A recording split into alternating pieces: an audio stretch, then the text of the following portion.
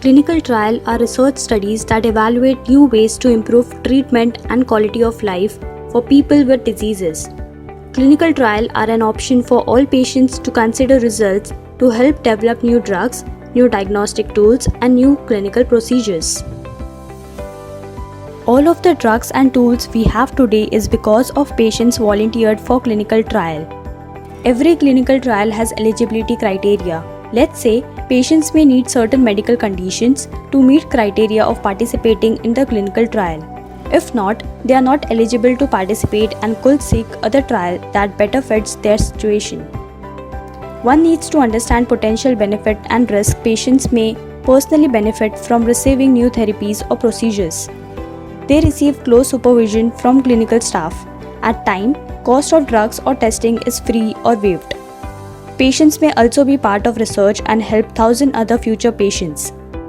Patients do face the risk and additionally, they do require commitment. Trial may be lengthy and demanding and may require extra treatment, time, test or cost which are not part of standard care. There may be possibility if the study is randomized, they may be part of control group which does not receive the new drug being studied. Informed consent is a process that helps patient make an informed decision about whether to join a clinical trial. An informed consent form will explain purpose, procedure, potential benefit and risk associated with the trial. Discussion may be held between doctors and patients to clarify all the doubts. Participants are generally split into two groups. Let's say group A and B, where A group receives both new drug and standard treatment, that is the treatment group, whereas the group B receives just standard treatment, that is the control group. A computer software is used to randomly assign patients to either of the group that helps to prevent bias. Few clinical trials demand effectiveness of adding a new treatment to a standard treatment to see what works better. In this, half patients will receive standard treatment plus new treatment and half patients will receive standard treatment plus a placebo. A placebo is identical to new treatment but has no active ingredient.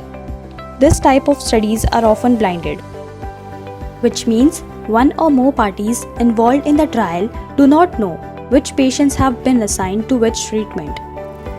Single-blinded means that only one party, either the researcher or the patient, know which treatment is assigned to which patient. Double-blinded means both the researcher and patients do not know about the treatment. The most reliable and strongest result come from double-blinded clinical trial, as the patients are randomized and study has control group. This is called as double-blinded randomized clinical trial. This clinical trial are carefully monitored in order to protect patients. Several reviews committee are involved, example IRB. Patients can leave the clinical trial anytime but should discuss with doctor before exiting to ensure safety procedures are followed. Now, talking about the phases of clinical trial, I have already prepared separate video for that. Do check out your screen or description box for the link. Clinical trial play important role in moving science forward and can be a hopeful option for many patients in future. To know more about clinical trial and how to participate in one, check out few links listed in my description box below. Thanks for watching. See you next time on Lifeology India.